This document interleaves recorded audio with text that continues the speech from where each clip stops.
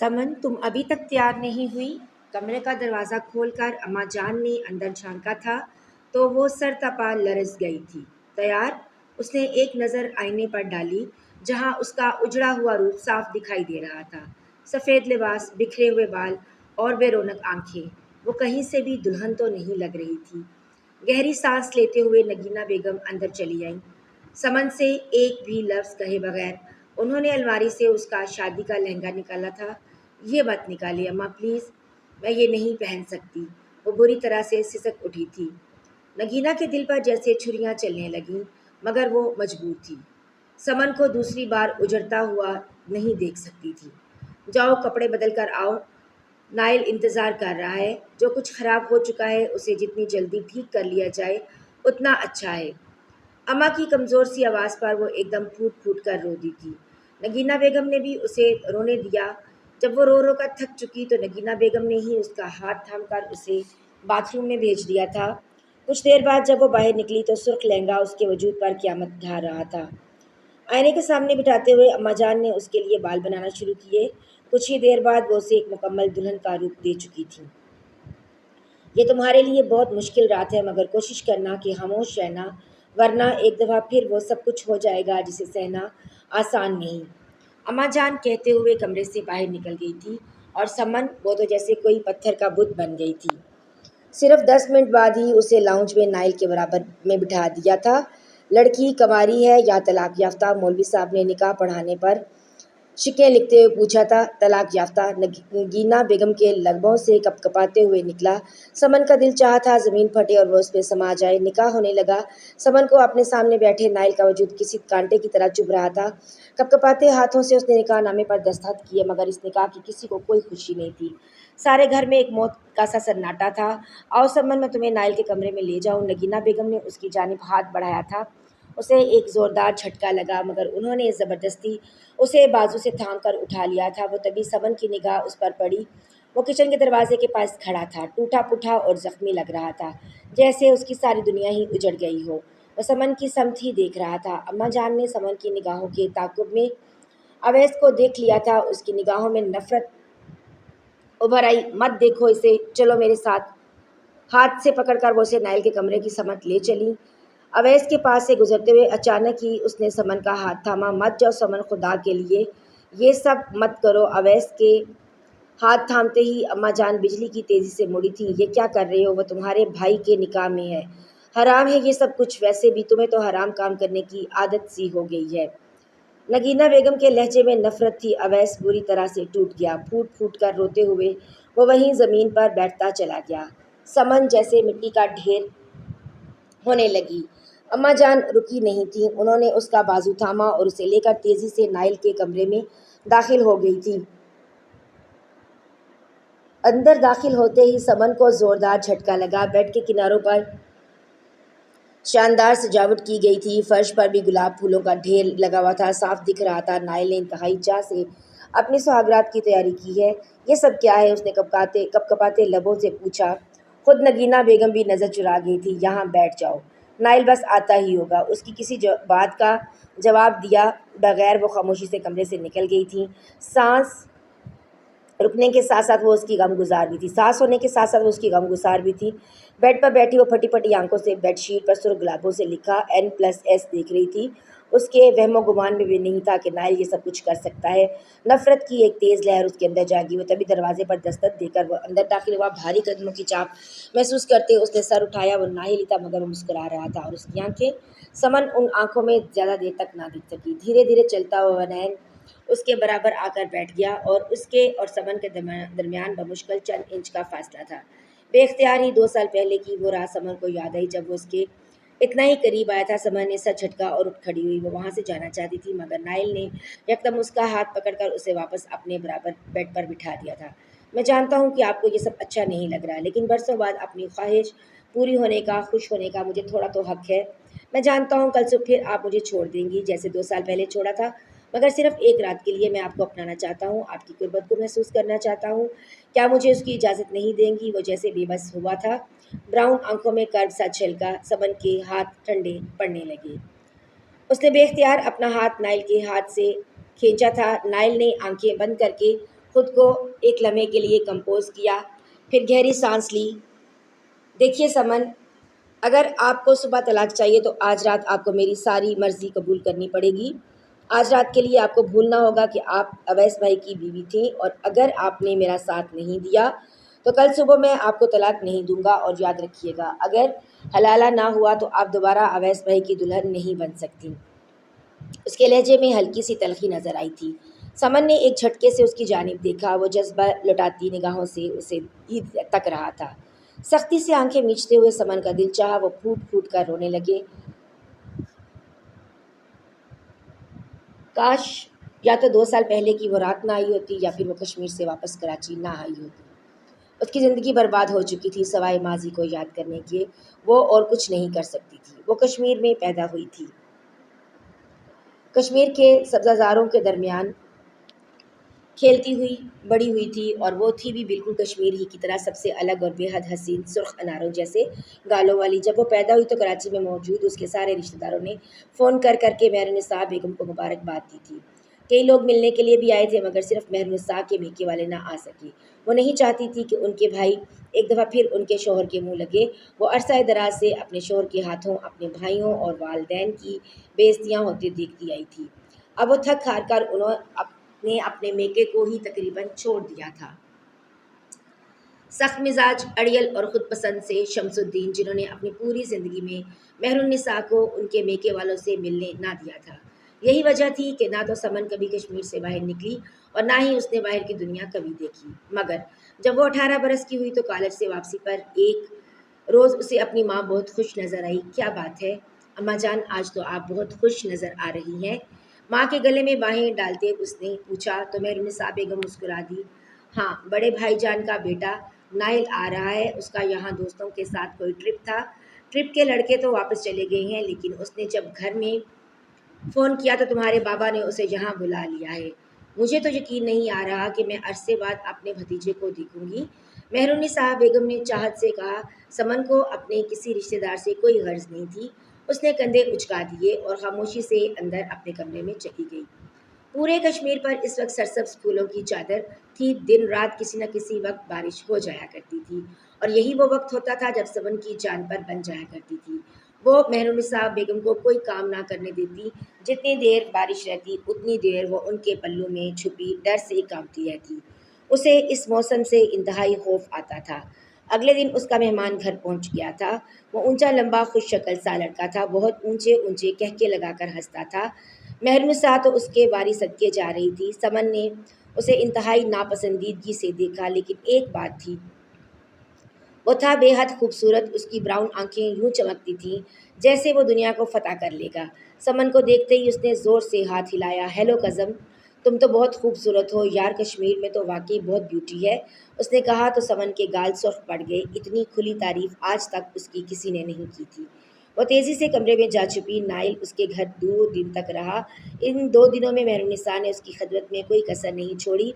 ہزاروں وعدے اور والدین کو بھیجنے کی نصیحتیں لے کر جب وہ اپنے گھر جانے لگا تو مہرالنساء نے سمن کو آواز دی۔ وہ کالج جانے کے لیے تیار ہو رہی تھی۔ تمہارا کالج بھی اسی طرف ہے، راستے میں بس اڈا آتا ہے، نائل کے ساتھ ہی چلی جاؤ، تم اپنے کالج چلی جانا، یہ بس میں بیٹھ جائے گا۔ علی الصبح نائل کے ساتھ جانے پر سمن کا موڈ تو خراب ہوا، لیکن اس نے حامی بھر لی تھی۔ اپنا بیگ لے کر وہ اس کے ساتھ چلتی سرسبز پہاڑیوں سے نیچے اترنے لگی۔ گھوم پھر کر وہ لوگ کافی دور نکل آئے۔ اچھا تو کزن، اب میں چلتا ہوں، تمہارا کالج آ گیا۔ نائل نے اس کی جانب دیکھا تھا۔ سمن نے مصنوعی سی مسکراہٹ چہرے پر سجا کر اسے خدا حافظ کہا، اور عین اسی لمحے ایک زوردار دھماکے کی آواز انہیں لرزا گئی۔ سمن تو جھٹکے سے زمین پر گر گئی۔ نائل خود بھی گھبرا گیا تھا۔ اس نے جلدی سے جھک کر سمن کو اٹھایا۔ لوگ اس کے آس پاس انتہائی خوف زدہ ہو گئے تھے، چیخ اور چلا رہے تھے۔ کچھ لوگ بھاگتے ہوئے دھماکے کی سمت جا رہے تھے۔ یہ دھماکہ اسی سمت ہوا تھا جہاں سمن کا گھر تھا۔ اس کے لبوں سے ایک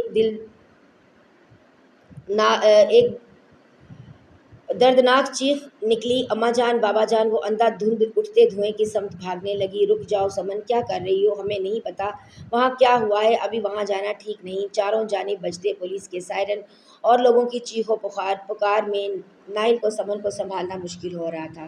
وہ رو رہی تھی، چلا رہی تھی، آخر جسے یہ سب ہوا کیا ہے؟ نائل نے گھبرا کر پوچھا تھا، اور تبھی پاس سے گزرتے ایک شخص نے اطلاع دی، کئی دنوں سے بارڈر پر کشیدگی چل رہی ہے، LOC کے قریب گاؤں پر حملہ ہوا ہے، کئی مکانات جل کر خاک ستر ہو گئے ہیں، انہی میں شمس الدین صاحب کا گھر بھی ہے۔ ٹوٹی پھوٹی اردو میں وہ کشمیری شخص جواب دیتا اسی سے کہہ گیا تھا۔ ایمبولینسز کے سائرن بجنا شروع ہو گئے تھے، مقامی لوگ انتہائی پریشان تھے، مگر سمن، اس کا تو رو رو کر برا حشر ہو چکا تھا، وہ ہر حال میں اپنے گھر پہنچ جانا چاہتی تھی۔ نہ جانے کتنی دیر وہ لوگ کھڑے رہے، مقامی پولیس نے آ کر گھیرا بندی کر دی تھی، اور آخرکار شام ڈھلے پتہ چل گیا تھا کہ شمس الدین کا گھر دھماکے میں مکمل طور پر تباہ ہو چکا ہے، اندر کوئی بھی زندہ نہیں بچا تھا۔ سمن کی چیخیں آسمان کو چھو رہی تھی، اور نائل اسے سنبھالنے کی کوشش میں بے حال ہوا جا رہا تھا۔ خاموش ہو جاؤ، وہ زور زور سے رو رہی تھی۔ جب نائل نے اسے زوردار جھٹکا دیا، وہ یوں ساکت ہوئی جیسے نہ جانے کیا ہو گیا ہو۔ چند لمحے تک نائل کی آنکھوں میں دیکھنے کے بعد وہ اس کی باہوں میں جھولتی چلی گئی تھی۔ نائل نے گھبرا کر اسے اپنے ساتھ لگا لیا، وہ تو خود پریشان ہو گیا تھا۔ اجنبی ماحول، اجنبی زمین، یہاں نیٹ ورک تو تھا نہیں کہ وہ گھر فون کر کے اطلاع دے سکتا۔ اس کے ذہن میں پہلا خیال یہی آیا کہ سمن کو لے کر جتنی جلدی ہو سکے وہاں سے نکل جائے۔ شکر تھا کہ کچھ گاڑیوں کی آمد و رفت بحال تھی، مگر جگہ جگہ مظاہروں کی وجہ سے انہیں گاڑی سے نیچے اترنا پڑتا تھا۔ لمبا سفر تھا، گاڑی ہچکولے کھاتی چلتی رہی۔ نائل کے برابر والی سیٹ پر بیٹھی سمن بالکل ساکت تھی۔ کئی گھنٹے سفر کے بعد اچانک ہی وہ چونکا جب ڈرائیور نے کہا تھا، گاڑی میں پیٹرول ختم ہو گیا ہے سر جی، میں مزید سواریوں کو آگے نہیں لے جا سکتا، حالات بہت خراب ہیں، آج کی رات آپ لوگ یہیں نزدیکی کسی ہوٹل میں قیام کر لیں۔ ڈرائیور تو اطلاع دے کر نیچے اتر گیا، اور نائل ایک دفعہ پھر سمن کا ہاتھ تھام کر گاڑی سے نیچے اتر آیا تھا۔ سامنے ہی کشمیر کا چھوٹا سا گاؤں تھا، یہاں اکا دکا ہوٹل نظر آ رہے تھے، مگر سبھی کی روشنی بجھی ہوئی تھی، اور پریشانی سے سب کے رنگ اڑے ہوئے تھے۔ نائل نے سمن کا ہاتھ تھاما۔ ایک ہوٹل میں کچھ قسمتی سے اسے کمرہ مل گیا تھا، مگر صرف ایک ہی کمرہ خالی تھا۔ موسم بہت خراب ہے، ہمیں جلد از جلد کراچی پہنچ جانا چاہیے تھا۔ نائل کمرے میں داخل ہونے سے پہلے آسمان کی طرف دیکھا، سیاہ گھٹائیں امٹ امٹ کر پورے آسمان کو اپنے قبضے میں لے چکی تھیں۔ سمن نے کوئی جواب نہ دیا، وہ بالکل ساکت تھی۔ اس کا ہاتھ تھام کر نائل سیڑھیاں چڑھ کر اوپر کمرے تک چلا آیا تھا۔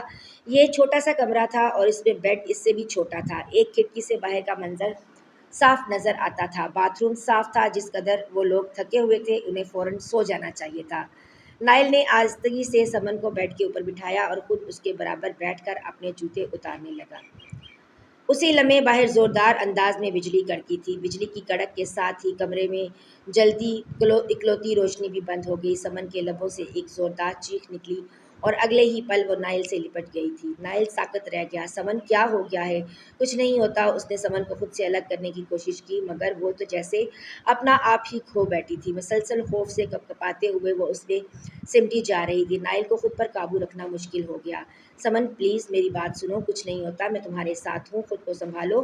نائل نے اسے پیچھے ہٹانا چاہا، لیکن سمن نے اپنے دوسرے ہاتھ کے بازو سے بھی اسے اچھی طرح اپنی گرفت میں لے لیا تھا۔ اپنا چہرہ وہ پہلے ہی اس کے سینے میں چھپا چکی تھی۔ اس کی ہلکی ہلکی سسکیاں، اس سے ہلتا وجود، نائل کو اپنے لیے کوئی آزمائش محسوس ہو رہی تھی۔ وہ شدید بے بس ہو گیا تھا۔ خود پر قابو پاتے اس نے آہستگی سے سمن کو دونوں ہاتھوں سے تھاما، اور اسی پل اسے اندازہ ہو گیا کہ یہ نازک سی لڑکی اس کے لیے کتنی قیمتی ہو گئی ہے۔ وہ اپنی جان سے زیادہ اس کی فکر کر رہا تھا۔ اسے بس اتنی فکر تھی کہ وہ اس لڑکی کو خیر و عافیت سے یہاں سے لے جائے۔ آہستگی سے اس کے بالوں پر ہاتھ پھیرتا وہ اسے تسلیاں دے رہا تھا۔ بجلی کی کڑک اور بادلوں کی گھن گرج کے ساتھ وہ اسے مزید سختی سے اپنے اندر بھینچ لیتی تھی، اور نائل نے تو جیسے ہتھیار ڈال دیے تھے۔ اپنے جذبات پر بمشکل بند باندھے وہ اسے تسلیاں دے رہا تھا۔ دھیرے دھیرے اس کے بالوں میں انگلیاں پھیرتا رہا۔ نہ جانے کس پیر وہ پرسکون ہو کر سو گئی تھی۔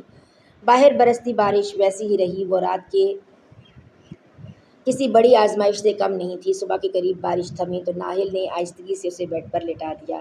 وہ انتہائی معصوم لگ رہی تھی۔ ساری رات بیٹھ کر گزارنے کی وجہ سے نائل کی کمر اکڑ گئی تھی۔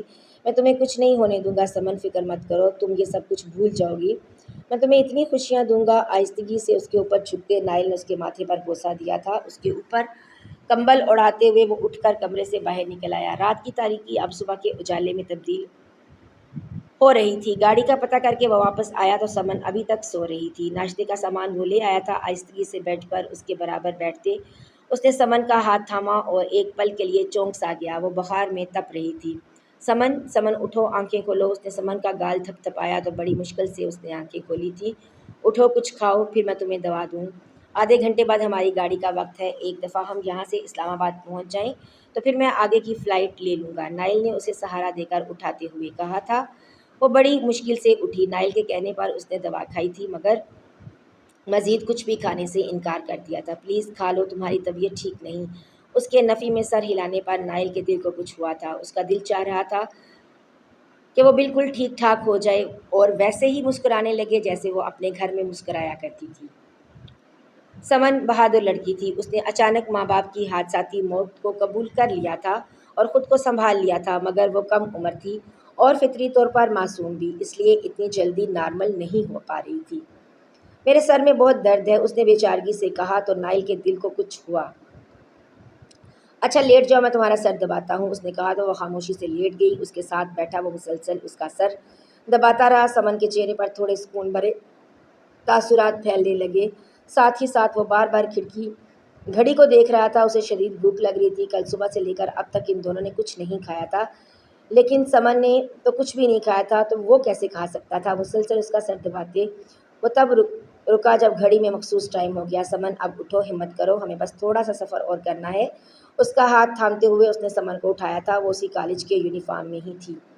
دوپٹہ اوڑھ کر وہ جانے کے لیے تیار ہو گئی۔ گاڑی کھٹارا سی تھی۔ نائل نے اس کا ہاتھ تھام کر اسے گاڑی میں بٹھایا اور خود ساتھ بیٹھ گیا۔ پورے سفر کے دوران وہ اونگتی ہی رہی تھی، بار بار اس کا سر لڑک کر نائل کے کندھے پر آ ٹکتا۔ وہ پورے سفر کے دوران الرٹ رہا تھا۔ خود اس کی عمر بھی صرف 22 سال تھی، لیکن اس کے باوجود وہ کافی میچور تھا۔ گاڑی اسلام آباد رکی تو نائل نے سکون کا سانس لیا۔ یہاں آتے ہی اس کا نیٹ ورک بحال ہو گیا تھا۔ جیب سے موبائل نکال کر اس نے سب سے پہلا کام بابا جان کو فون ملانے کا کیا تھا۔ وہ پہلے ہی کشمیر حادثے کی خبر سن چکے تھے۔ پورے گھر میں پریشانی پھیلی ہوئی تھی۔ نائل کے لبوں سے مہرالنساء اور شمس الدین کی وفات کی خبر سن کر جیسے ایک زوردار دھچکا لگا۔ پورے گھر میں قیامت کا سا سما ہو گیا، مگر بابا جان کو فکر تھی۔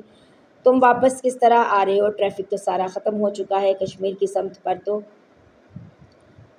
بربادی پھیلی ہوئی ہے، انہوں نے ناہل سے کہا تو اس نے سر ہلایا۔ جی میں ہوں، اور مہرالنساء پھپھو کی بیٹی بھی میرے ساتھ ہے، ناہل نے بتایا۔ رکو، میں ابھی فلائٹ بک کرتا ہوں، بابا جان نے اطلاع دی تھی، اور تھوڑی دیر کے بعد اس کے موبائل پر اویس کی کال آنے لگی۔ جی بھائی جان، اس نے فون ریسیو کیا۔ دوسری جانب اویس اسے اس کی فلائٹ اور ٹکٹ کا بتا رہا تھا۔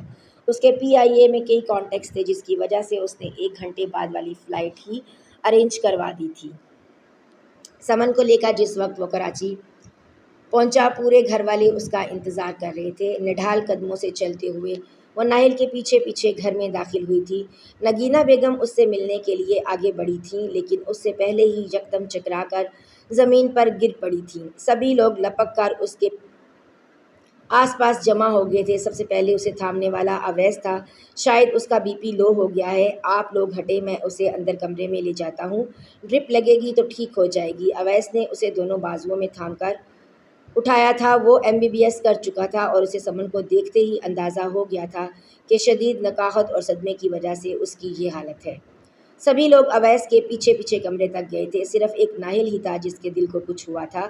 اویس نے جس طرح سمن کو اچانک بازوؤں میں اٹھایا تھا، ناہل کو یوں لگا جیسے وہ اس سے اس کی سب سے قیمتی متاع چھیننے لگا ہے، مگر سر کو جھٹکتے ہوئے وہ خاموشی سے اس سب کے پیچھے چلا تھا۔ اویس نہیں، سمن کو لے جا کر اماں جان کے بیڈ پر لٹا دیا تھا۔ کیا بات ہے، یہ ٹھیک تو ہو جائے گی نا؟ بابا جان نے پریشانی سے کہا۔ بہن کی موت پر وہ انتہائی صدمے میں تھے، میری مہرالنساء کی آخری نشانی ہے، اسے کچھ نہیں ہونا چاہیے۔ اویس وہ اچانک ہی دل گرفتی سے کہتے وہیں صوفے پر بیٹھ گئے۔ کچھ نہیں ہوا بابا جان، شدید کمزوری ہے، مسلسل سفر اور بغیر کچھ کھائے پیے اس کی یہ حالت ہو گئی ہے۔ ڈرپ سیٹ کرتے ہوئے اویس نے بابا جان کو تسلی دی تھی، یہ بھی ٹھیک ہو جائے گی۔ اس نے پلٹ کر ایک نگاہ بیڈ پر لیٹی سمن پر ڈالی، اپنی اس کزن پر جیسے اس نے پہلی بار دیکھا تھا، مگر وہ بار بار اپنی نگاہ پلٹنا بھول گیا تھا۔ سمن کی بے مثال خوبصورتی اسے پاگل بنائے دے رہی تھی۔ لرزتی ہوئی پلکیں، سرخ اناروں جیسے گال اور بکھرتے ہوئے سیاہ لمبے بال، اتنے سفر کے باوجود بھی اس کا حسن بے مثال تھا۔ ٹھیک ہے، اسے آرام کرنے دو، اماں جان نے کہتے ہوئے سب کو باہر جانے کا اشارہ کیا تھا۔ بابا جان نے اعلیٰ حکام سے رابطہ کر لیا تھا۔ ڈیڈ باڈی بالکل سوختہ حالت میں تھی، اس لیے انہیں لواحقین کے حوالے نہیں کیا گیا تھا۔ شمس الدین اور مہنوسہ کی تو باڈی بھی نہیں ملی تھی، پورا گھر ہی ملبے کا ڈھیر بن گیا تھا، مگر ان کی موت کی تصدیق کر دی گئی تھی۔ بابا جان سمیت سبھی کی آنکھوں میں آنسو تھے۔ اب سمن کا کیا ہوگا؟ اماں جان نے پریشانی سے کہا تو بابا جان نے گہری سانس لی۔ وہ یہیں رہے گی، یہ اس کے ماموں کا گھر ہے۔ میری بہن ساری زندگی اپنا حق لینے یہاں نہیں آ سکی تو کیا ہوا؟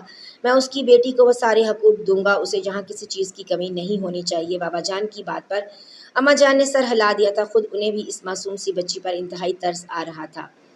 سمن کی آنکھ کھلی تو خود کو ایک بالکل نئے ماحول میں دیکھ کر اسے رونا آنے لگا۔ وہ تو ابھی تک رات کو ماں سے لپٹ کر سویا کرتی تھی۔ اس نے گھبرا کر آس پاس دیکھا، اماں جان اس کے لیے کھانا لے کر آئی تھیں۔ مجھے یہ تو نہیں پتا کہ تم کیا کھاتی ہو اور کیا نہیں، لیکن میں نے اپنے طور پر تمہارے لیے بہترین کھانے پکوائے ہیں۔ میں نے تمہیں جو اچھا لگے گا کھاؤ۔ میری کوئی بیٹی نہیں، لیکن آج تمہیں دیکھ کر مجھے یقین ہو رہا ہے کہ اللہ نے مجھے بیٹی بھی دے دی۔ اماں جان نے محبت سے اس کا ماتھا چوما تھا، مگر وہ پریشان نگاہوں سے بس دائیں بائیں دیکھے جا رہی تھی۔ نائل کہاں ہے؟ وہ انہیں بس نائل کو ہی جانتی تھی، اس لیے اسی کا نام پوچھا۔ وہ تو اتنا تھکا ہوا تھا، آتے ہی کمرے میں لیٹ گیا ہے اور ابھی تک بس اپنی نیند ہی پوری کر رہا ہے، جیسے ہی جاگے گا یہاں آ جائے گا۔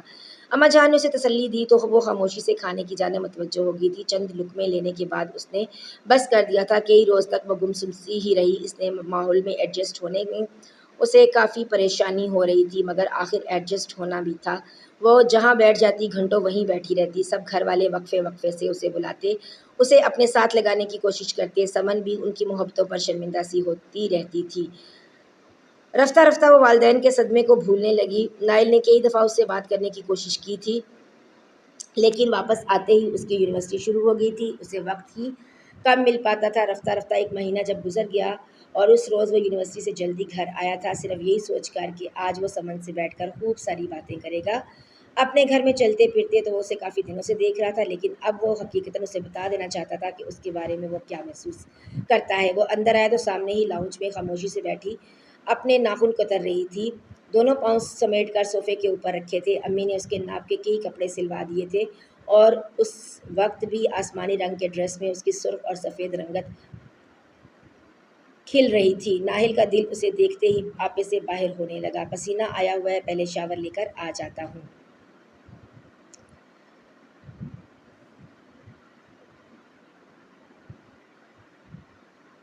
ایسے اس کے سامنے جا کر بیٹھا تو پتہ نہیں اسے اچھا لگے یا برا۔ وہ ایک لمحے کے لیے کانشیس سا ہوا اور اس کے سامنے جاتے ہی اس نے ہاتھ ہلایا۔ وہ جو اپنے کسی دھیان میں تھی ہلکا سا مسکرا کر رہ گئی۔ کہیں جانا مت، میں بس ابھی آ رہا ہوں، مجھے تم سے کچھ باتیں کرنی ہیں، نائل نے اسے کہا تو اسے دیکھ کر رہ گئی۔ وہ اندر کمرے میں غائب ہو گیا تھا۔ کلینک سے واپس آتے ہوئے اویس نے صوفے پر اوپر پاؤں کیے بیٹھی سمن کو دیکھا تو بے اختیار ہی اس تک چلا آیا تھا۔ کیا بات ہے؟ تم ہر وقت کچھ نہ کچھ سوچتی رہتی ہو، اگر تم چاہو تو میں تمہارا ایڈمیشن کروا دیتا ہوں، تمہارا دل بہل جائے گا۔ تمہاری تو ابھی تک تعلیم بھی مکمل نہیں ہوئی تھی۔ اویس نے کہا تو ہلکا سا مسکرا کر رہ گئی۔ نہیں، مجھے اور ایڈمیشن نہیں لینا، مجھے یہاں کی پڑھائی سمجھ میں نہیں آتی، وہاں بھی بس امی کی ضد کی وجہ سے پڑھنے جاتی تھی، ورنہ مجھے بہت زیادہ پڑھنے میں کوئی خاص دلچسپی نہیں ہے، اس نے سادگی سے کہا تو اویس ہنس پڑا۔ ارے کتنے مزے سے تم اپنی نالائکی کا اعتراف کر رہی ہو، تم یہ بھی کہہ سکتی تھی کہ ابھی میری طبیعت ٹھیک نہیں ہے، میں کچھ سالوں بعد ایڈمیشن لے لوں گی فلاں فلاں، لیکن تم نے تو سیدھا ہی کہہ دیا کہ تمہیں پڑھنا اچھا نہیں لگتا۔ اویس کو وہ بہت دلچسپ لگی تھی۔ پہلے دن سے آج تک اس نے اسے اپنی نگاہوں کے حصار میں رکھا ہوا تھا۔ سمن جھنپ کر مسکرا دی۔ میں نے ایسا تو نہیں کہا، دراصل جہاں کی پڑھائی مشکل ہے، میں نے آپ کی بکس دیکھی ہیں، وہ تو بالکل بھی سمجھ میں نہیں آتی، سمن نے کندھے اچکا کر وچارگی سے کہا تو اویس ہنس پڑا۔ ارے میری بکس کا تو نہ پوچھو، پورے 5 سال MBBS کی پڑھائی کر کر کے میرا تو دماغ خالی ہو گیا ہے، اور اب یہ اسپیشلائزیشن اس نے بھی مجھے بوڑھا کر دیا ہے۔ اب تو دل چاہتا ہے کسی خوبصورت سی لڑکی سے شادی کر کے ہنی مون پر چلا جاؤں، کسی خوبصورت جگہ پر چلا جاؤں، اس نے سمن کو اپنی نگاہوں میں بھرتے ہوئے کہا تھا۔ سمن بس مسکرا کر رہ گئی۔ چلو آؤ تمہیں آئس کریم کھلانے لے جاؤں، یہاں کراچی میں ایک جگہ بہت مشہور ہے، اس نے کہا تو سمن نے دائیں بائیں دیکھا۔ وہ نائل نے کہا تھا کہ وہ ابھی آ کر کوئی بات کرے گا، اس نے وچارگی سے کہا تو اویس نے نائل کے کمرے کی سمت دیکھا۔ ارے وہ گیا تو اب نہیں آتا، گدھے گھوڑے بیچ کر سوئے گا، چلو آؤ، تم اتنا پیارا تیار ہوئی ہو، گھر میں بیٹھ کر وقت ضائع مت کرو، اس نے ہاتھ بڑھا کر سمن کو اٹھا لیا، ورنہ وہ نہ چاہتے ہوئے بھی اٹھ کھڑی ہوئی۔ اس سے باتیں کرتے ہوئے اویس اسے لاؤنج سے باہر لے آیا۔ سیڑھیاں نیچے اتر کر آتے نائل نے ان دونوں کو باہر جاتے دیکھا تھا تو اس کا چہرہ تاریک پڑ گیا تھا۔ نہ جانے کیوں اسے خطرے کی گھنٹی بجتی محسوس ہو رہی تھی۔ وہ چاہتے ہوئے بھی اویس اور سمن کو روک نہیں پایا۔ مجھے غلط نہیں سوچنا چاہیے، بھائی ویسے ہی نرم دل ہیں اور اسے ماں باپ کی موت کے اثر سے نکالنا چاہ رہے ہیں۔ نائل نے خود کو سمجھانے کی کوشش کی تھی، لیکن اس کا خیال غلط تھا۔ یہ اسی رات ہی ثابت ہو گیا جب سمن کے کھانے کی ٹیبل سے جلدی اٹھ جانے کے بعد اماں جان نے سب کو مخاطب کیا تھا، میں چاہتی ہوں کہ اویس اور سمن کی شادی کر دی جائے۔ اویس اب اپنا کلینک سٹارٹ کر چکا ہے اور سمن بھی اپنے والدین کے انتقال کے اثر سے نکل آئی ہے۔ وہ بیچاری بچی کب تک ایسے اداس پھرتی رہے گی؟ شادی ہوگی تو اس کا دل بہل جائے گا۔ میں تو ایسے ہی بہو چاہتی تھی، اللہ نے تو نہ جانے کیسے میری سن لی۔ اماں نے محبت سے کہا تھا۔ بابا جان نے سب سے پہلے ان کی تائید کی، لیکن سامنے بیٹھا نائل وہ تو جیسے زلزلوں کی زد میں آ گیا تھا۔ کیا اویس بھائی اور سمن کی شادی؟ اس نے ایک جھٹکے سے اویس کی جانب دیکھا۔ وہ مسکراتے ہوئے اپنے کھانے کی پلیٹ پر جھکا تھا۔ صاف لگ رہا تھا یہ سب کچھ اسی کی ایما پر ہو رہا ہے۔ آپ کو اچانک بھائی اور سمن کی شادی کا خیال کیسے آیا؟ نائل نے چبھتے ہوئے لہجے میں پوچھا تو وہ مسکرا دیں۔ بھائی مجھے کیسے خیال آ سکتا ہے؟ تمہارے بھائی نے خود مجھے کہا ہے کہ وہ سمن کو اپنا دل دے بیٹھا ہے اور وہ اس سے شادی کرنا چاہتا ہے۔ اب اللہ کر کے تو اسے کوئی لڑکی پسند آئی ہے، اور اتنی پیاری لڑکی کو تو میں تو ہاتھ سے جانے نہیں دے سکتی۔ اس لیے میں نے اور تمہارے بابا نے طے کیا ہے کہ اگلے ہفتے ہی سمن اور اویس کی شادی کر دی جائے گی۔ اماں نے اطلاع دی تو نائل چمچہ پلیٹ میں پٹک کر اٹھ کھڑا ہوا۔ تو سبھی کچھ طے کرنے کے بعد مجھے صرف اطلاع دی جا رہی ہے؟ کیا میں اتنا فالتو ہوں؟ اس گھر میں وہ جیسے پھٹ پڑا تھا۔ سبھی نے چونک کر اس کی جانب دیکھا، خاص کر اویس نے۔ کیا ہو گیا ہے؟ کچھ بھی طے نہیں ہوا؟ میں نے کل رات ماما سے ذکر کیا تھا، ان دونوں نے سرسری بات کی ہوگی۔ ہم سب ایک فیملی ہیں اور فیملی میں ایک دوسرے سے باتیں چھپائی نہیں جاتی۔ اویس نے نرم لہجے میں نائل کو سمجھایا تھا، لیکن اس کی آنکھوں میں آنسو آ رہے تھے۔ چاہتے ہوئے بھی وہ ماں کو بتا نہ سکا کہ جو وہ چاہتا ہے ماں اسے اس کے بڑے بھائی کے حوالے کر رہی تھی۔ کیا آپ نے سمن سے پوچھا ہے کہ وہ آپ سے شادی کرنا چاہتی بھی ہے یا نہیں؟ وہ ایک دفعہ پھر تیزی سے بولا تھا۔ اب کی بار اویس نے حیرت سے اسے دیکھا۔ نائل نے خود کو سنبھالا۔ میرا مطلب ہے وہ یہ نہ سمجھے کہ ہم اسے اپنے گھر میں پناہ دینے کا بدلہ وصول کر رہے ہیں، نائل نے کہا تھا۔ اویس ہنس پڑا۔ ارے نہیں تو میں اس سلسلے میں پریشان ہونے کی تمہیں ضرورت نہیں۔ میں نے کل اسے ڈھکے چھپے لفظوں میں پرپوز کر دیا تھا۔ وہ خوش ہے، اسے مجھ سے شادی پر کوئی اعتراض نہیں۔ اویس کی بات پر ساتوں آسمان نائل کے اوپر ٹوٹ کر آن گرے۔ ایک لمحے میں ہی اس کا دل خالی ہو گیا۔ اب وہ کس سے لڑتا، کیا بات کرتا؟ اس کی محبت ہی کسی اور کی ہونے کے لیے تیار تھی۔ چند لمحوں تک وہ سب کے چہروں کو دیکھتا رہا۔ وہ سب ایک دوسرے کے ساتھ پلاننگ کر رہے تھے، اویس کی شادی کو ڈسکس کر رہے تھے۔ یہاں نائل کی کوئی جگہ نہیں تھی۔ وہ خاموشی سے کھانے کی ٹیبل سے اٹھ کر اپنے کمرے میں چلا آیا۔ دل کی دنیا اجڑی تو اسے اندازہ ہوا کہ وہ سمن سے کتنی محبت کرتا ہے۔ اب اپنی آنکھوں کے سامنے اسے اپنے سگے بھائی کا ہوتا دیکھنا اس کے لیے مشکل تھا، مگر اسے یہ سب کرنا ہی تھا۔ اپنے دل پر پتھر رکھ کر وہ اویس کی شادی کی تیاریوں میں مگن ہو گیا۔ اور پھر وہ دن بھی آ پہنچا جب اسے دلہن کے روپ میں سجا سنوار کر اویس کے برابر میں لاد کر بٹھایا گیا۔ نائل کے دل پر جیسے کسی نے پاؤں رکھ دیا۔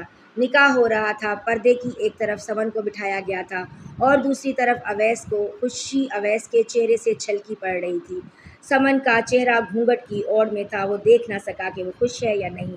جب نکاح کے بعد اس کو گھونگھٹ اٹھا کر اسے فوٹوگرافی کے لیے بٹھایا گیا تو نائل کو اس پر سے نگاہ ہٹانا مشکل ہو گیا تھا۔ شرم کرو نائل، اب وہ تمہاری بھابی ہے، تمہارے بھائی کی بیوی۔ اس نے سختی سے اپنے دل کو تنبیہ کی تھی۔ شور، قہقہے اور خوشیوں کے بیچ میں سے وہ گزرتا باہر نکلتا چلا گیا۔ کسی نے اسے آواز بھی دی تھی، اویس تمہیں بلا رہا ہے نائل، مگر وہ رکا نہیں، باہر گاڑی میں جا کر بیٹھ گیا۔ اسے یاد نہیں تھا کہ وہ آخری دفعہ کب رویا، مگر آج گاڑی میں بیٹھے آنسو مسلسل اس کی آنکھوں سے بہتے چلے جا رہے تھے۔ بس وہ آخری دفعہ رونا چاہتا تھا اور آج کے بعد وہ سمن کو ہمیشہ اپنی بھابھی کی نظر سے دیکھے گا۔ اس نے اس رات عہد کر لیا۔ شو میری قسمت کے رخصتی کے بعد بابا جان کے حکم پر اسے ہی گاڑی چلانی پڑی۔ دولہا اور دلہن پیچھے بیٹھیں گے، تم گاڑی چلا کر گھر لے جاؤ۔ میں اویس کو گاڑی چلانے نہیں دے سکتا۔ شادی کے دن کئی لوگوں کی نگاہیں دولہا پر ہوتی ہیں، کہیں کچھ ہو نہ جائے، انہوں نے محبت سے کہا تھا۔ نائل نے خاموشی سے گاڑی سٹارٹ کر دی۔ پورے راستے وہ اویس کی مدھم آوازیں سنتا آیا تھا۔ سمن کا ہاتھ تھامے وہ اس کی تعریف کر رہا تھا۔ نائل بے تاثر چہرے کے ساتھ گاڑی ڈرائیو کرتا رہا۔ شاید یہی وجہ تھی کہ اس نے اتنی جلدی اویس اور سمن کو گھر پہنچا دیا کہ باقی بارات کہیں پیچھے رہ گئی تھی۔ ارے یار، سمن کا تو ویلکم ہونا تھا، لیکن تم ہمیں پہلے لے آئے۔ اب یہاں سڑک پر کھڑے رہنا مناسب نہیں۔ میں گاڑی کھڑی کر کے آتا ہوں، تم سمن کو میرے کمرے تک لے جاؤ، جو رسمیں کرنی ہوں گی اب باقی وہیں پر کر لیں گے۔ اویس نے حشاش بشاش لہجے میں کہا تو نائل اسے دیکھ کر رہ گیا۔ ایک کے بعد ایک حکم اسے چلانے والے تھے۔ اس نے خاموشی سے سمن کو اپنے پیچھے آنے کا اشارہ کیا، مگر اس کی ہیل بڑی تھی اور لہنگا وزنی تھا، وہ بار بار لڑکھڑا جاتی۔ نائل نے مڑ کر اسے دیکھا، وہ عجیب سی مشکل میں تھی۔ بے اختیار ہی نائل نے اپنا ہاتھ آگے بڑھایا تھا۔ سمن نے نظر ہٹا کر اسے دیکھا اور اس کا ہاتھ تھام لیا۔ ایک پل کے لیے نائل کو عجیب سا لگا، وہ برف کی طرح ٹھنڈی ہو رہی تھی۔ ایک ہاتھ سے اس کا لہنگا ذرا سا اٹھائے، دوسرے ہاتھ سے اس کا ہاتھ تھامے نائل اسے قدم قدم چلاتا اویس کے کمرے تک لے آیا تھا۔ کمرہ بے حد خوبصورتی سے سجایا گیا تھا۔ اویس نے اپنے سارے دل کے ارمان پورے کیے تھے۔ اویس کے بیڈ پر سمن کو بٹھاتے ہوئے نائل کی برداشت جواب دے چکی تھی۔ ایک لمحہ بھی وہاں رکے بغیر وہ جھٹکے سے پلٹ کر وہاں سے نکلتا چلا گیا، اور اس کے بعد وہ کہاں کہاں پوری رات تک پھرتا رہا، اسے خود پتہ نہیں تھا۔ پوری رات یوں ہی سڑکوں پر آوارہ گردی کرتے کرتے صبح کے قریب جب وہ واپس آیا تو پورا گھر خاموشی میں ڈوبا ہوا تھا۔ خاموشی سے اسے اپنے کمرے میں جا کر بیڈ پر گرتے اس نے آنکھیں بند کر لی تھیں۔ اویس اور سمن نئے شادی شدہ جوڑے کی طرح گھومنے پھرنے بھی گئے تھے، اور ان کے واپس آنے کے بعد زندگی ایک نہج پر چلنا شروع ہو گئی تھی۔ نائل کوشش کرتا تھا کہ اس کا اور سمن کا کم سے کم سامنا ہو، مگر جب بھی وہ ملتی وہ اسے خوش ہی نظر آتی۔ لیکن ایک روز وہ رات کو پڑھتے پڑھتے باہر نکلا تو اسے لاؤنج میں عجیب سی آوازیں سنائی دیں۔ وہ بے اختیار اس طرف چلا آیا۔ کتنی بار کہا ہے تمہیں، کچھ ڈھنگ کی ڈریسنگ کر کے جایا کرو یار، ایلیٹ کلاس دوست ہیں میرے، اور تم وہی شلوار قمیص پہن کر پارٹی میں چلی جاتی ہو۔ میں نے جانے سے پہلے تمہیں کہا تھا اپنا سب سے خوبصورت ڈریس پہننا، لیکن تمہیں جان بوجھ کر میری عزت مٹی میں ملا دی۔ تھوڑا سا پڑھ لکھ لیتی تو کچھ سینس تو آ جاتا۔ یہ اویس کی آواز تھی، وہ سمن پر دھاڑ رہا تھا۔ نائل کو افسوس سا ہوا، مگر میاں بیوی کا ذاتی مسئلہ سمجھ کر اس نے انوالو نہ ہونا ہی بہتر سمجھا تھا۔ سمن سادہ سی تھی، مگر اویس کو اپنے سٹائل اور سٹینڈرڈ کی بہت پرواہ تھی۔ یہ ان کا پہلا جھگڑا تھا، اور اس کے بعد تو ان دونوں کی ہر روز کی لڑائیاں گھر میں سب کو سنائی دینے لگی تھیں۔ اویس اتنا اونچا اونچا چلاتا کہ آس پاس موجود ہر کوئی سننے لگ جاتا۔ سمن خفت سے سر جھکاتی، کبھی کچن میں آ کر مصروف ہو جاتی اور کبھی گھر کے کسی کونے خدرے میں جا کر چھپ جاتی تھی۔ وہ آگے سے کم ہی بولتی تھی، اور جس روز بولی اس روز تو گویا ایک طوفان ہی کھڑا ہو گیا۔ اس روز اویس کی طبیعت صبح سے ہی خراب تھی۔ پین کلر لینے کے بعد وہ کمرے میں آرام کرنے کے لیے لیٹا ہوا تھا۔ سمن کا موبائل کمرے میں رکھا تھا اور خود وہ کچن میں مصروف تھی، گنگناتے ہوئے کھانا بنا رہی تھی، اور نائل لاؤنج میں اپنے لیپ ٹاپ پر مصروف تھا کہ اچانک اویس کمرے سے باہر نکلا۔ اس کے ہاتھ میں سمن کا موبائل تھا، جس پر مسلسل کسی کی کال آ رہی تھی۔ باہر آتے ہی اس نے موبائل پوری قوت سے فرش پر دے مارا۔ سبھی نے چونک کر اس کی جانب دیکھا تھا۔ کہاں مر گئی ہو، باہر نکلو کچن سے۔ 100 دفعہ کہا ہے کہ جب کہیں دفعہ ہوا کرو تو اپنے اس موبائل کو سائلنٹ کر کے جایا کرو۔ مسلسل بج کر اس نے میرے لیے جینا حرام کر دیا ہے۔ تمہیں پتہ بھی تھا میں دوا کھا کر لیٹا ہوں، لیکن تمہارے نزدیک میری کوئی اوقات، میری کوئی حیثیت ہو تب نہ۔ وہ زور زور سے چلا رہا تھا۔ کچن میں کام کرتی سمن حیرت سے باہر نکل آئی۔ یقیناً یہی حرکتیں ہوں گی تمہاری ماں کی، اسی لیے تو تمہارے بابا نے انہیں کبھی آزادی نہیں دی۔ اویس نے انتہائی تلخ لہجے میں کہا تھا، اور سمن اس نے پھٹی پھٹی نگاہوں سے اویس کو دیکھا۔ میرے والدین کی بات مت کیجیے۔ آج وہ پہلی دفعہ اویس کے سامنے بولی تھی۔ اویس جو اپنے کمرے کی جانب مڑ گیا تھا اچانک پلٹا۔ کیوں نہ کروں تمہاری ماں کی بات؟ ضرور کروں گا۔ زبان چلاؤ گی میرے سامنے؟ وہ مسلسل بولتا آپے سے باہر لگ رہا تھا۔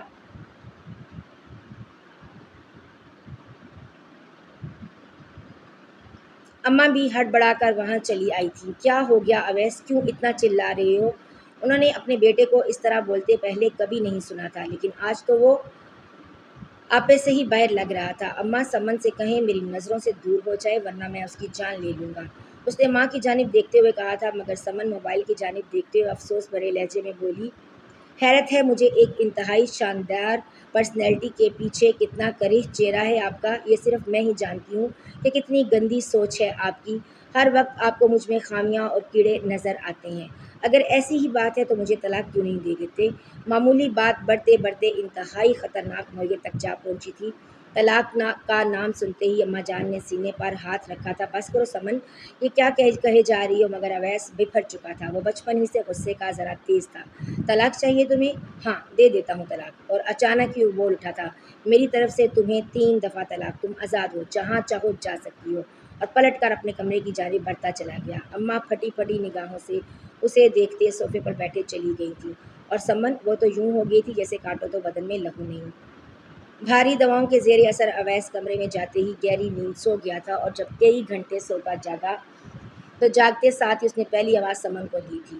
وہ کمرے میں نہیں تھی۔ آنکھیں مسلتا وہ اٹھ کر بیٹھ گیا۔ کچھ دیر تک تو ذہن قابو میں ہی نہ آیا، اور جب اسے یاد آیا کہ اس نے آدھی نیند کی حالت میں جو کچھ کیا ہے، اس کے بعد اب سمن اس کی بیوی نہیں رہی، تو وہ ایک جھٹکے سے اٹھ بیٹھا اور وہ تیزی سے کمرے سے باہر نکلا۔ باہر لاؤنج میں سناٹا تھا۔ زمین پر پڑا سمن کا موبائل ابھی تک وہیں تھا۔ سمن کہاں ہے؟ اس نے گھبرا کر صوفے پر بیٹھی ماں سے پوچھا۔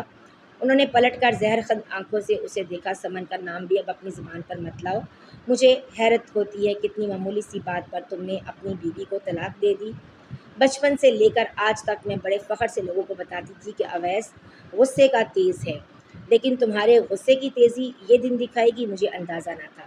ان کی آنکھوں میں آنسو تھے، اور اویس تو اپنا سر پکڑ کر وہیں بیٹھتا چلا گیا۔ خدا کے لیے امی مجھے معاف کر دے، مجھے نہیں پتا تھا یہ سب کیا ہوا ہے، میں نے یہ سب جان بوجھ کر نہیں کیا۔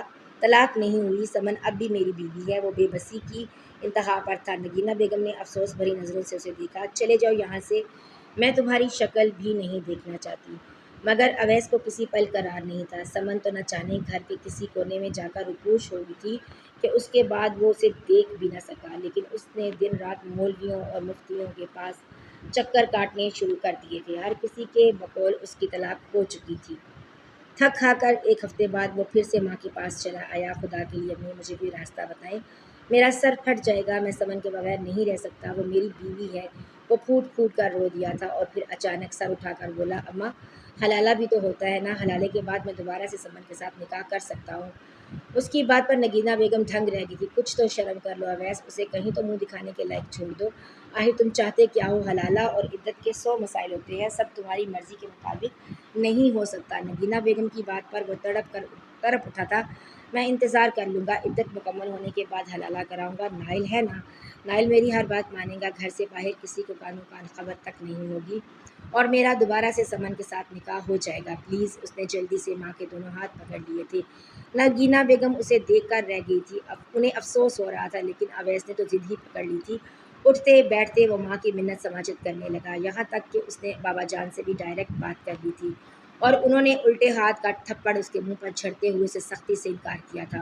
مگر ہر گزرتے دن کے ساتھ اویس کی بگڑتی صحت اور اس کی جنون کو چھوتی دیوانگی نے ان سب کو مجبور کر دیا تھا کہ وہ کچھ سوچے۔ سمن نے تو لبوں پر تالے لگا لیے تھے، وہ تو گھر کے سب سے آخری کمرے میں جا کر یوں بند ہوئی کہ اس کے بعد اس نے کمرے سے نکلنا ہی چھوڑ دیا تھا۔ وہ بے بسی کی انتہاؤں پر تھی۔ دنیا میں اس کا کوئی ٹھکانہ تو تھا نہیں، جہاں رہنا اس کی مجبوری تھی۔ عدت کے 4 ماہ اویس نے کس طرح گزارے یہ وہی جانتا تھا، اور جس روز عدت مکمل ہوئی وہ اسی روز نائل کے پاس جا پہنچا۔ دماغ تو ٹھیک ہے آپ کا، کیا بکواس کر رہے ہیں؟ اب آپ اپنے ساتھ کئی زندگیوں کو داؤ پر لگا رہے ہیں، اور آپ کو شرم تک نہیں آ رہی؟ نائل پہلی دفعہ اس کے سامنے بولا تھا۔ خدا کے لیے میری بات مان لو، میں سمن سے بہت محبت کرتا ہوں، وہ میری بیوی ہے، میں نے اس کے ساتھ پوری فیوچر پلاننگ کی ہے، وہ بھی مجھے بہت چاہتی ہے۔ اس روز جو کچھ ہوا یقیناً وہ بھی طلاق نہیں چاہتی ہوگی۔ تم اسے پوچھ لو، بے شک اگر تمہیں میری مدد نہیں کرو گے تو میں کسی اور سے بات کروں گا۔ کیا تم اپنے بھائی کا مان نہیں رکھو گے؟ اویس نے اس کے سامنے دونوں ہاتھ جوڑ دیے تھے۔ نائل بے بسی سے اسے دیکھ کر رہ گیا۔ کتنے خود غرض ہیں آپ! عدت کے ان مہینوں میں خود نائل کا بھی سمن کے ساتھ سامنا نہیں ہوا تھا۔ اسے نہیں پتا تھا کہ وہ ایسا چاہتی ہے یا نہیں، لیکن اویس کے منہ سے اس کا سن کر اسے اس کا دل ایک دفعہ پھر چناکے سے ٹوٹ گیا تھا۔ اگر سمن یہ چاہتی ہے تو میں تیار ہوں، اس نے آہستگی سے کہا تھا، اور اویس نے خوشی سے اسے گلے لگا لیا تھا۔ Thank you so much Nile, میں کل ہی سارے انتظامات کر دوں گا۔ بابا جان کو میں نے راضی کر لیا ہے، اماں کو بھی کوئی اعتراض نہیں۔ اویس نے خود ہی سارے فیصلے کر لیے تھے۔ بابا جان تو افسوس بھری نگاہوں سے اسے اپنے ایک میچور بیٹے کو یہ حرکتیں کرتے دیکھ رہے تھے، مگر وہ کچھ کہنے سے قاصر تھے۔ مجبور بھانجی ان کے آسرے پر تھی، اور وہ اسے برباد ہوتا نہیں دیکھ سکتے تھے۔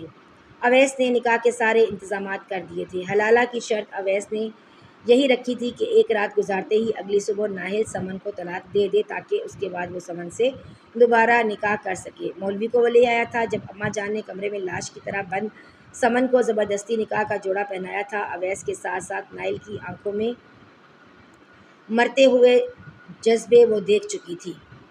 ماں تھی، آخر کیسے انجان رہتی کہ جس روز سمن اور اویس کی شادی ہوئی تھی اس کے بعد ناہل نے تو ہنسنا بولنا ہی چھوڑ دیا تھا۔ نکاح کی رات اویس پوری رات ہی لان میں بیٹھا سسکیوں کے ساتھ روتا رہا تھا۔ نگینہ بیگم نے اپنے کمرے کی کھڑکی سے اسے یوں روتا دیکھا تو تعصب سے سر ہلا کر رہ گئی۔ تم نے پورے گھر کو برباد کر کے رکھ دیا ہے اویس، یہ بربادی تمہاری خود کی لائی ہوئی ہے، نہ جانے پوری زندگی اب تم دونوں بھائی ایک دوسرے سے نظر کیسے ملاؤ گے، اور سمن وہ تو پتہ نہیں زندہ بھی رہ پائے گی یا نہیں۔ نگینہ بیگم نے افسوس سے سوچا تھا، وہ ایک عورت تھی اور جانتی تھی کہ سمن کے لیے یہ سب کچھ سہنا آسان نہیں ہے۔ اور سمن برستی آنکھوں کے ساتھ، اس نے گھڑی میں وقت دیکھا، رات کے 4 بج رہے تھے۔ اس نے پلٹ کر ایک نگاہ ڈالی، وہ اس کی انتہائی قریب سویا ہوا تھا۔ آج پہلی دفعہ اس نے ناہل کے چہرے پر اتنا سکون دیکھا تھا، وہ اس کی گرفت میں تھی۔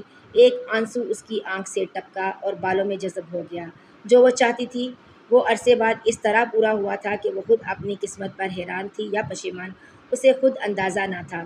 2 سال پہلے ہوٹل میں گزاری اس رات میں بہت کچھ تبدیل ہو گیا تھا۔ سمن کو ماں باپ کے مرنے کے بعد پہلا مسیحا ناہل ہی دکھائی دیا تھا، اور ناہل نے اس کے دل میں ایسی جگہ بنائی تھی کہ وہ اٹھتے بیٹھتے صرف اسے ہی تلاش کرنے لگی تھی، لیکن وہ تو اسے اپنے گھر میں لا کر جیسے بھول ہی گیا تھا۔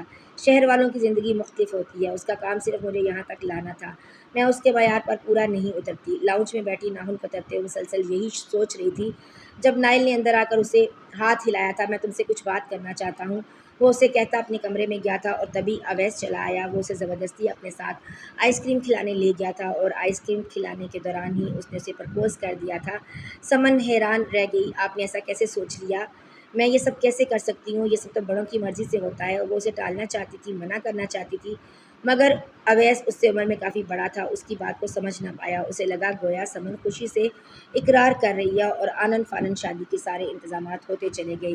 ان لوگوں کے سمن پر اتنے احسانات تھے کہ اس نے اپنے لفظ سی لیے۔ یہ بھی نہ بتا سکی کہ وہ تو ناہل کو اپنے دل میں بسا چکی ہے۔ نکاح نامے پر دستخط کرتے اس نے دل سے پکا اقرار کیا تھا کہ اب وہ اپنے شوہر کی وفادار رہے گی اور کبھی ناہل کی طرف دیکھے گی بھی نہیں، اور اس نے ایسا ہی کیا، مگر اس کے سرد جذبات اویس کو مزید غصہ دلاتے تھے۔ کیا مسئلہ ہے تمہارے ساتھ؟ تم رسپانس کیوں نہیں کرتی؟ کیا تم مجھ سے شادی نہیں کرنا چاہتی تھی؟ وہ جھنجھلا جاتا۔ سمن گھبرا کر خود کو سنبھالنے کی کوشش کرتی۔ اسے کیا بتاتی کہ وہ جب وہ اس کے قریب آتا تھا اس کے چہرے کے نقوش میں ناہل کو تلاش کرنے لگتی تھی۔ نہیں، ایسی تو کوئی بات نہیں، وہ خود کو سنبھال لیتی۔ اس نے ہر ممکن کوشش کر لی تھی کہ وہ اپنے آپ کو اویس کی پسند میں ڈھال لے، مگر وہ چھوٹی چھوٹی باتوں پر چڑ جاتا، غصہ کرنے لگ جاتا، اور اس روز غصے کے عالم میں ہی تو اس نے سمن کو طلاق دے دی تھی۔ اسے صدمہ تو ہوا اتنا کہ اسے لگا وہ دوسرا سانس بھی نہ لے پائے گی، مگر اس اذیت ناک رشتے میں جڑے رہنے سے اچھا تھا کہ وہ تنہا ہو جاتی۔ خاموشی سے اپنے آپ کو کونے والے کمرے میں بند کرتے سمجھ نے سوچ لیا تھا کہ اب پوری زندگی کسی کی مدد نہیں لے گی، عدت مکمل ہوتے ہی اپنے لیے کوئی جاب تلاش کرے گی اور کسی ہاسٹل میں رہ لے گی، لیکن اس گھر کو چھوڑ کر چلی جائے گی۔ اور عدت کے آخری روز ہی جب نگینہ بیگم نے آ کر اسے اطلاع دی تھی کہ اس کا نکاح ناہل کے ساتھ کروایا جا رہا ہے تاکہ حلالہ ہو سکے، اویس اسے دوبارہ شادی کرنا چاہتا ہے، تو وہ پھوٹ پھوٹ کر رونے لگی۔ کیا ناہل نے حامی بھر لی؟ سمن نے پہلا سوال ہی ان سے یہی کیا تھا۔ ہاں، ناہل کو کوئی اعتراض نہیں ہے۔ سمن کے دل میں جیسے کسی نے چھری سی گھونپی تھی، اتنی اہانت، اتنی ذلت کا احساس۔ اس کے گال سرخ پڑنے لگے۔ جب ناہل کو کوئی فرق نہیں پڑتا تو پھر مجھے کیا؟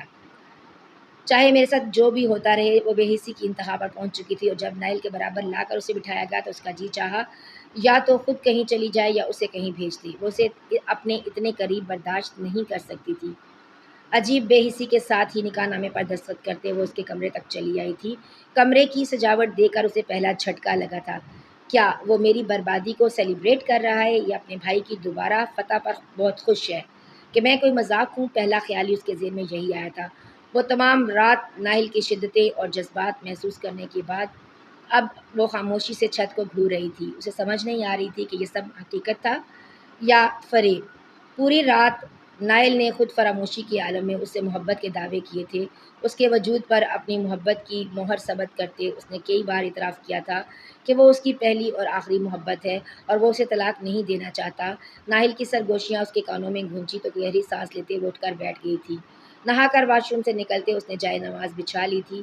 یا اللہ جو میرے لیے ٹھیک ہے وہی کر دے، مجھے سمجھ نہیں آتی میں کیا کروں، وہ پھوٹ پھوٹ کر رونے لگی۔ صبح ناشتے کی میز پر اویس بےتابی سے ان کا انتظار کر رہا تھا۔ نائل جاگا تو وہ کھڑکی کے پاس کھڑی اپنی ہتھیلیاں مسل رہی تھی۔ کپڑے تبدیل کر کے وہ اس کا ہاتھ تھام کر باہر لے آیا تھا۔ اویس نے چبھتی ہوئی نگاہوں سے ان دونوں کو ایک ساتھ باہر آتے دیکھا۔